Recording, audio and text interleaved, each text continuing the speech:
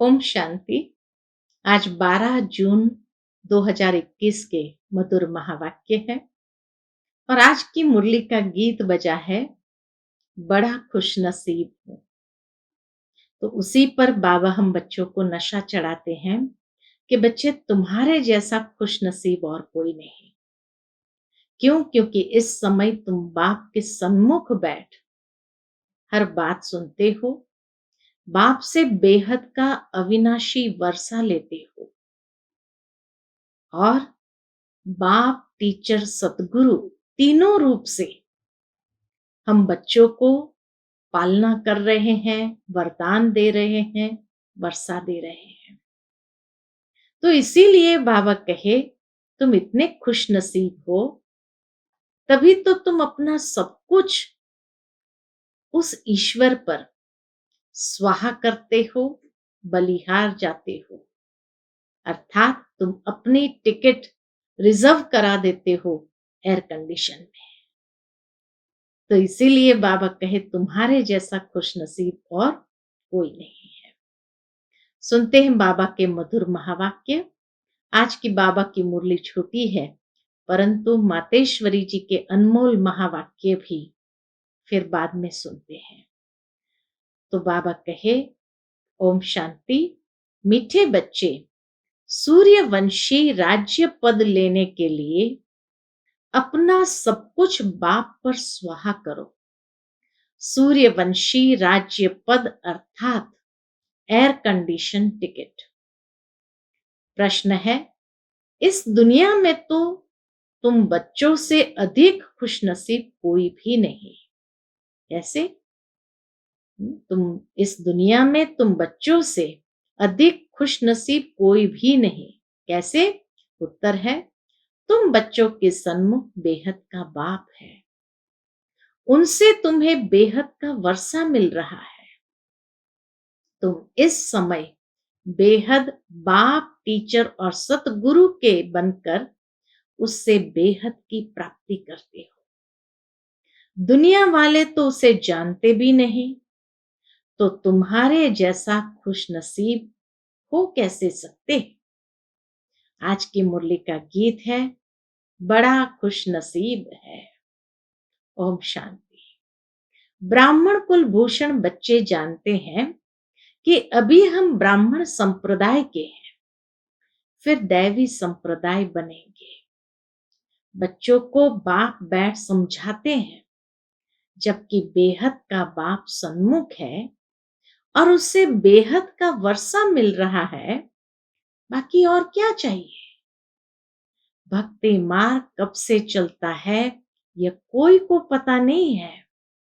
भक्ति मार्ग वाले भक्त भगवान को अथवा ब्राइडग्रूम को याद करते हैं, परंतु वंडर है, कौन सी वंडर है कि उनको जानते नहीं। ऐसा कभी देखा कि सजनी साजन को न जाने? नहीं तो याद कर ही कैसे सकती। अगर जानते ही नहीं तो बाबा कहे याद कैसे कर सकती। भगवान तो सबका बाप ठहरा। बच्चे बाप को याद करते हैं, परंतु पहचान बिगर याद करना सब व्यर्थ हो जाता है। इसलिए याद करने से कोई फायदा नहीं निकलता। जब पहचान नहीं तो याद यथार्थ नहीं, तो इसीलिए फायदा नहीं निकलता। याद करते कोई भी उस एम ऑब्जेक्ट को पाते नहीं। भगवान कौन है, उससे क्या मिलेगा, कुछ भी नहीं जानते। इतने सब धर्म, क्राइस्ट, बौद्ध आदि प्रिसेप्टर अथवा धर्म स्थापन करने वालों को उनके फॉलोअर्स याद करते हैं, परंतु उनको याद करने से हमको क्या मिलना है, कुछ भी पता नहीं। इससे तो जिस्मानी पढ़ाई अच्छी, एम ऑब्जेक्ट तो बुद्धि में रहती है ना। बाप से क्या मिलता है, टीचर से क्या मिलता है और गुरु से क्या मिलता है, यह और कोई भी नहीं समझ सकते। बाबा कहे ये कोई भी समझ नहीं सकते हैं। तुम यहाँ बाप के, फिर टीचर के, फिर सतगुरु के बनते हो। बाप और टीचर से गुरु ऊंच होता है। अब तुम बच्चों को निश्चय हुआ कि हम बाप के बने हैं। बाबा हमको 5000 वर्ष पहले मुआफिक आकर क्या करते हैं? स्वर्ग का मालिक बनाते हैं अथवा शांति धाम का मालिक बनाते हैं। बाप कहते हैं, लाडले बच्चे, तुम मुझसे अपना वर्षा लेंगे ना? तुम मुझसे अपना वर्षा लेंगे ना? सब कहते हैं, हाँ बाबा, क्यों नहीं लेंगे? अच्छा, चंद्रवंशी राम पद पाने में राजी होंगे? कैसे पूछते हैं बाबा। तुमको क्या चाहिए? बाप सौगात ले आए हैं। तुम सूर्यवंशी लक्ष्मी को वरेंगे या चंद्रवंशी सीता को? तुम अपनी शक्ल तो देखो। श्री नारायण को व श्री लक्ष्मी को वरने लायक हो। बिगर लायक बनने के वर कैसे सकते? अब बाप बैठ समझाते हैं, हूबहू जैसे कल्प पहले समझाया था, फिर से समझा रहे हैं। तुम फिर से आकर वर्षा ले रहे हो। तुम्हारी एम ऑब्जेक्ट ही है बेहद के बाप से बेहद का वर्षा लेने की। वह है, वो वर्षा क्या है? वह है सूर्यवंशी राज्य पद। सेकंड ग्रेड है चंद्रवंशी। जैसे air condition first class second class होते हैं ना, तो सतयुग की पूरी राजधानी एयर कंडीशन समझो। एयर कंडीशन से ऊंच तो कुछ होता नहीं। फिर है फर्स्ट क्लास। तो अब बाप कहते हैं, तुम एयर कंडीशन का सूर्यवंशी राज्य लेंगे या चंद्रवंशी फर्स्ट क्लास का? कितना ऑप्शन बाबा देते हैं, कौन सा राज्य लेना चाहते हो? उससे भी कम तो फिर सेकंड क्लास में नंबरवार वारिस बनो। फिर तुम पीछे पीछे आकर राज्य पाएंगे। नहीं तो थर्ड क्लास प्रजा, फिर उनमें भी टिकट रिजर्व होती है। First class reserve, second class reserve, नंबरवार दर्जे होते हैं ना। बाकी सुख तो वहां है ही। अलग अलग कंपार्टमेंट तो है ना। शाहूकार आदमी टिकट लेंगे एयर कंडीशन की। तुम्हारे में शाहूकार कौन बनते हैं?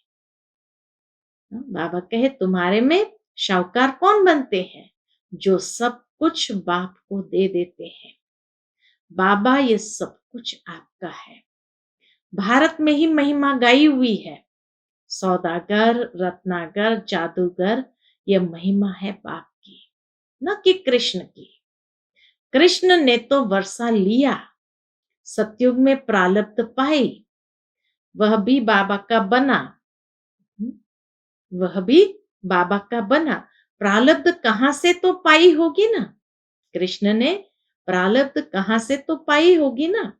लक्ष्मी नारायण सतयुग में प्रारब्ध भोगते हैं। अब तुम बच्चे अच्छी रीति जानते हो, जरूर इन्होंने पास्ट में प्रारब्ध बनाई होगी ना। नेहरू की प्रारब्ध कितनी अच्छी थी, जरूर अच्छे कर्म किए थे। बिगर ताज भारत का बादशाह था। भारत की महिमा तो बहुत है। भारत जैसा ऊंच देश कोई हो नहीं सकता। भारत परमपिता परमात्मा का बर्थ प्लेस है। यह राज कोई की बुद्धि में नहीं बैठता। परमात्मा ही सबको सुख शांति देते हैं आधा कल्प के लिए। भारत ही नंबर 1 तीर्थ स्थान है।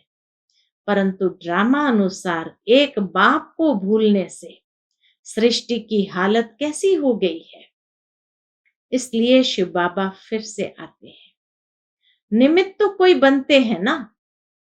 अब बाप कहते हैं, क्या कहते हैं? अशरीरी भव, अर्थात अपने को आत्मनिश्चय करो। मैं आत्मा किसकी संतान हूं, ये कोई जानते नहीं। वंडर है ना। कहते भी है ओ गॉड फादर रहम करो। शिव जयंती भी मनाते हैं, परंतु वह कब आए थे कोई को पता नहीं। और यह है 5000 वर्ष की बात। बाप ही आकर नई दुनिया सतयुग स्थापन करते हैं। सतयुग की आयु लाखों वर्ष तो है नहीं, तो घोर अंधियारा है ना। भक्ति मार्ग में बताते हैं कि कलयुग की आयु 4,32,000, उससे डबल द्वापर की आयु, उससे डबल माना उससे ट्रिपल जो है त्रेता युग की आयु, और उससे 4 गुना सतयुग की आयु। अब बताओ कितना लंबा कर दिया, है ना। तो इसीलिए बाबा कहे घोर अंधियारा है।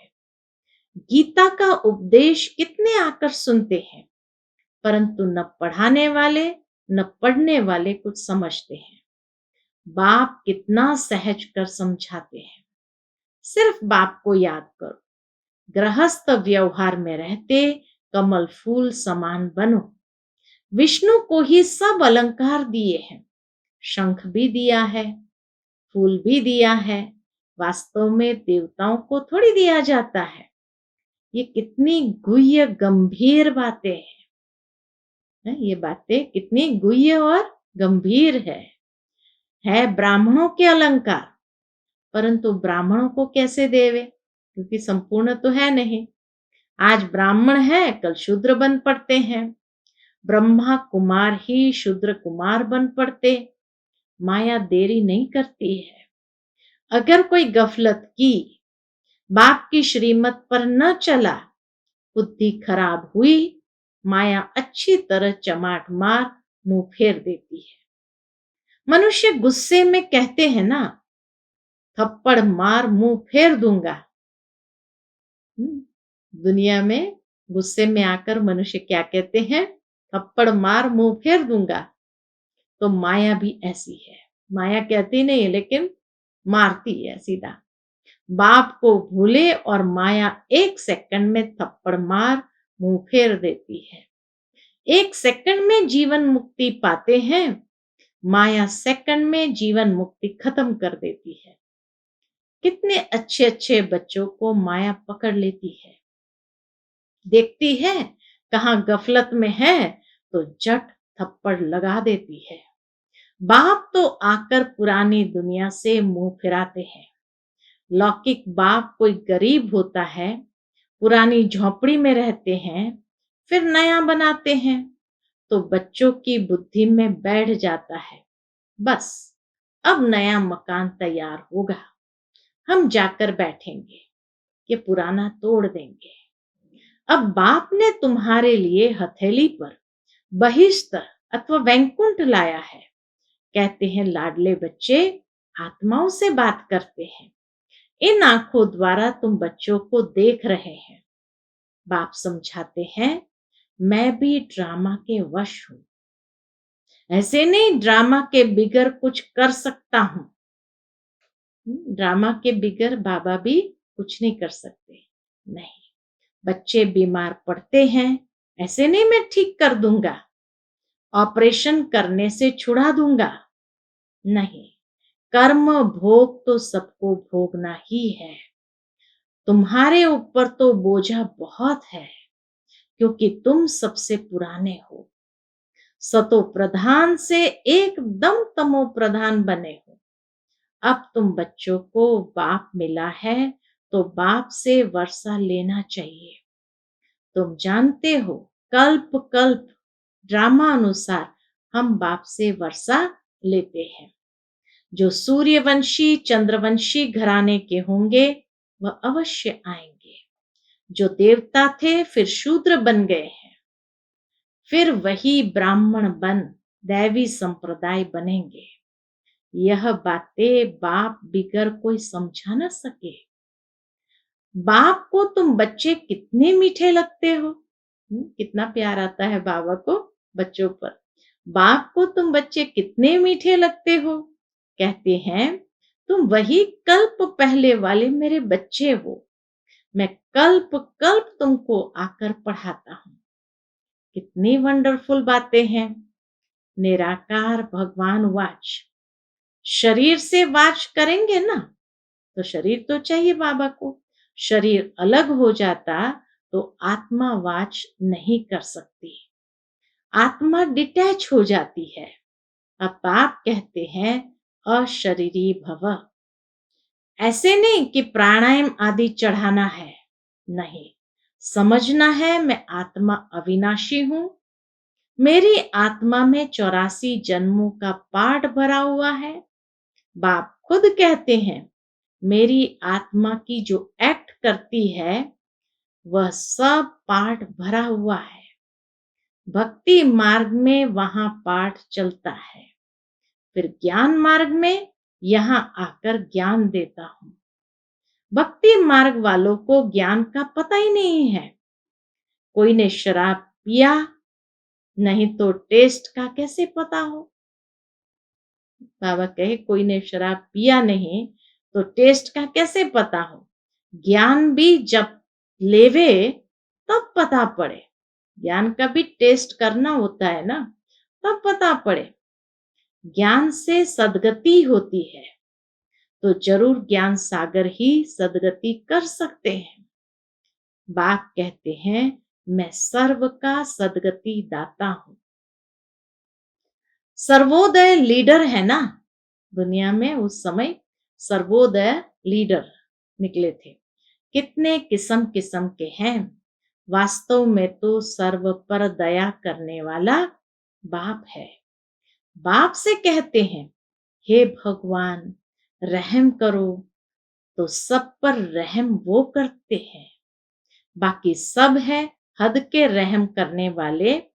बाप तो सारी दुनिया को सतो प्रधान बनाते हैं, उसमें तत्व भी सतो प्रधान बन जाते हैं। जब बाबा सतो प्रधान बनाते तो बाबा कहे तत्व भी सतो प्रधान बन जाते हैं। यह काम है ही परमात्मा का।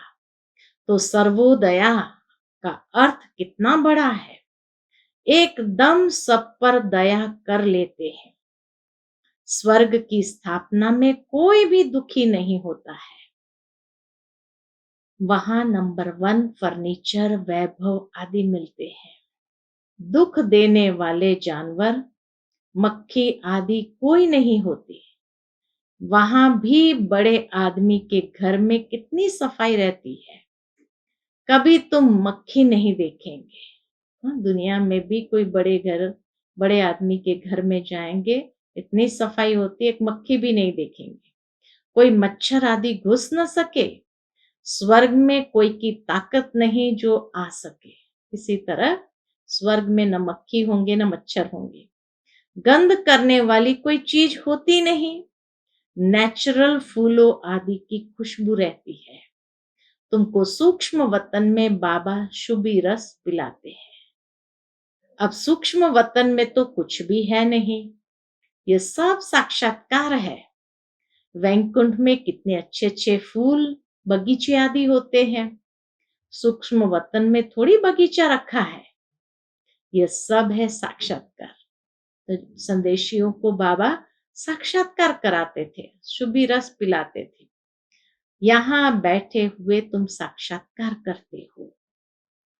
गीत भी बड़ा फर्स्ट क्लास है। कौन सा गीत है आज की मुरली का?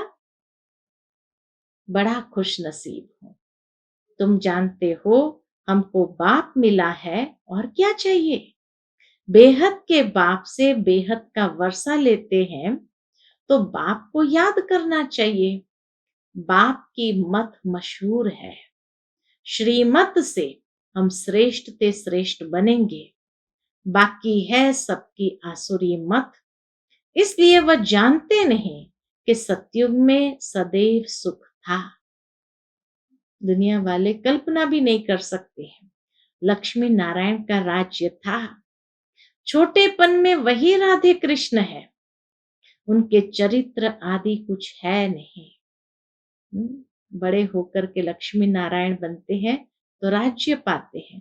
बचपन में उसी को राधे कृष्ण कहा। इसीलिए भक्ति मार्ग का एक भजन है, श्री कृष्ण गोविंद हरे मुरारी। हे नाथ नारायण नम वासुदेव। अर्थात जिसको श्री कृष्ण कहा बचपन में, थोड़ा बड़ा हुआ गोविंद बना, और बड़ा हुआ रासलीला रचाई हरे मुरारी बना, वही जब राजगद्दी पर बैठते हैं तो नाथ नारायण बनते हैं। तो भक्ति मार्ग में ये है भजन, लेकिन अर्थ नहीं समझते कि श्री कृष्ण गोविंद हरे मुरारी हे नाथ नारायण नमो वासुदेव। तो बाबा कहे लक्ष्मी नारायण का राज्य था, छोटेपन में वही राधे कृष्ण है, उनके चरित्र आदि कुछ है नहीं। जिस तरह से भागवत में दिखाया है ऐसे नहीं है। स्वर्ग में तो सब बच्चे बड़े फर्स्ट क्लास होते हैं, चंचलता की कोई बात ही नहीं होती है, कोई ऐसी बात नहीं। अच्छा, मीठे मीठे सिकिलते बच्चों प्रति माता पिता बाप दादा का याद प्यार और गुड मॉर्निंग। रूहानी बाप की रूहानी बच्चों को नमस्ते। हम सब रूहानी बच्चों की रूहानी माता पिता बाप दादा को याद प्यार गुड मॉर्निंग और नमस्ते नमस्ते। शुक्रिया बाबा, शुक्रिया। फिर मम्मा के भी महावाक्य है। आज की मुरली से धारणा के लिए मुख्य सार है। पहली पॉइंट, जब इस पुरानी दुनिया से मुंह फेर लिया तो फिर ऐसी कोई गफलत नहीं करनी है जो माया अपने तरफ मुंह कर ले। श्रीमत की अवज्ञा नहीं करनी है, बाप से पूरा वर्षा लेना है, बाप पर अपना सब कुछ स्वाहा कर पक्का वारिस बन सत्योगी एयर कंडीशन की टिकट लेनी है। एम ऑब्जेक्ट को बुद्धि में रख बस पुरुषार्थ करना है। आज का बाबा का मधुर वरदान है, सेकंड में सर्व कमजोरियों से मुक्ति प्राप्त कर मर्यादा पुरुषोत्तम बनने वाले सदा स्नेही भव। सेकंड में सर्व कमजोरियों से मुक्ति प्राप्त कर मर्यादा पुरुषोत्तम बनने वाले सदा स्नेही भव। जैसे स्नेही स्नेह में आकर अपना सब कुछ न्योछावर पर अर्पण कर देते हैं, स्नेही को कुछ भी समर्पण करने लिए सोचना नहीं पड़ता। तो जो भी मर्यादाएं व नियम सुनते हो उन्हें प्रैक्टिकल में लाने अथवा सर्व कमजोरियों से मुक्ति प्राप्त करने की सहज युक्ति है। सदा एक बाप के स्नेही बनो। जिसके स्नेही हो निरंतर उसके संग में रहो तो रूहानियत का रंग लग जाएगा और एक सेकंड में मर्यादा पुरुषोत्तम बन जाएंगे, क्योंकि स्नेही को बाप का सहयोग स्वतः मिल जाता है।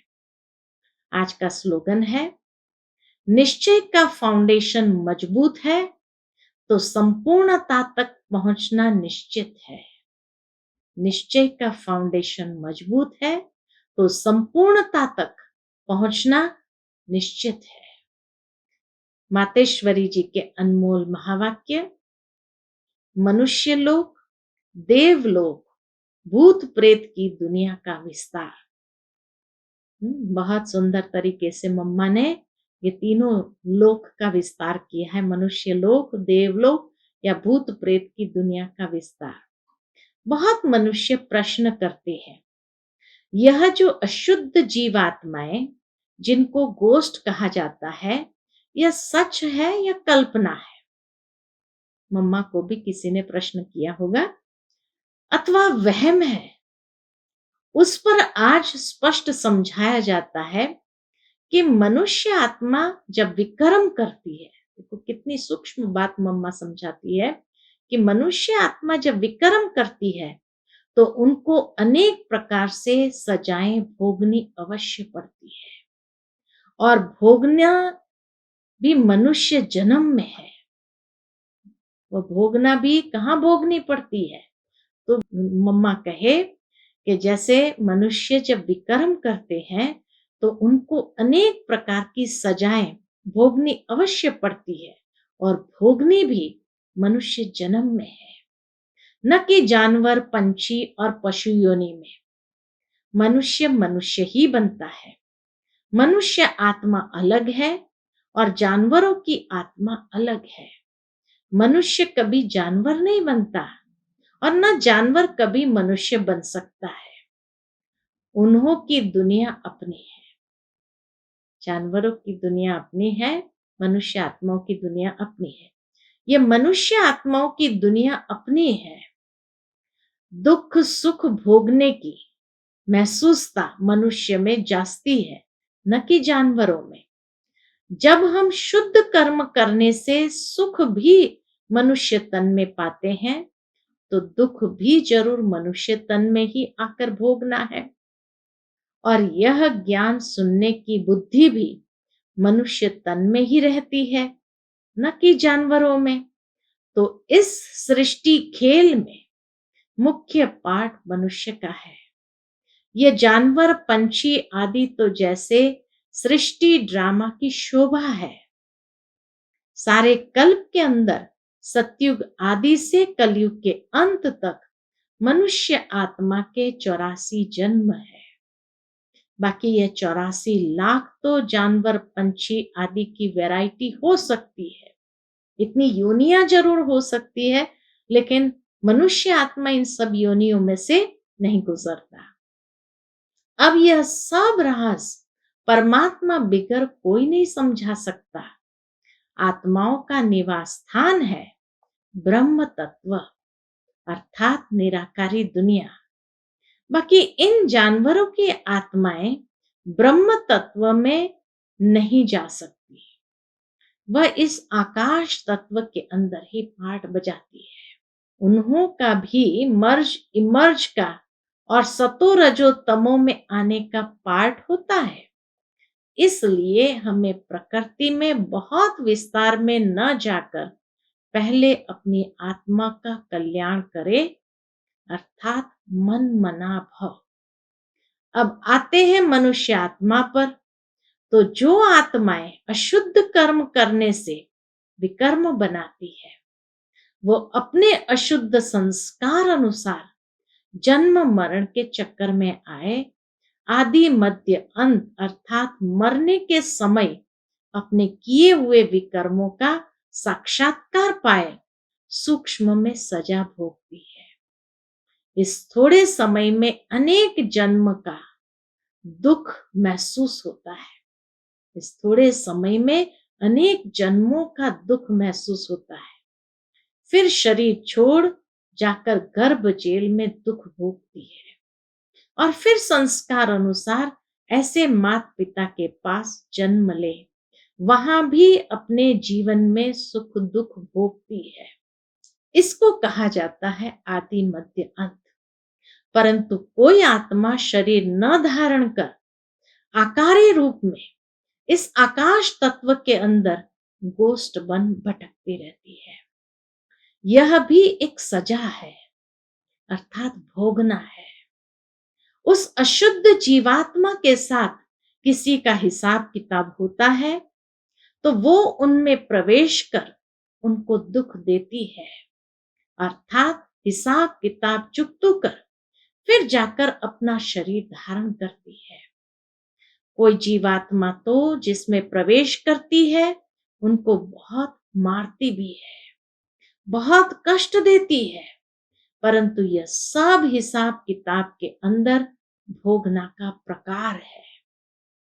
जो सभी मनुष्य तन में ही सुख दुख महसूस होता है, यह तो आपको समझाया गया है कि जो आत्मा मुक्ति धाम से साकारी खेल में आती है, वो बीच में वापस मुक्ति धाम में जा नहीं सकती, परंतु अपने किए हुए अशुद्ध शुद्ध कर्मों अनुसार संस्कार ले दुख सुख के चक्कर में आती है।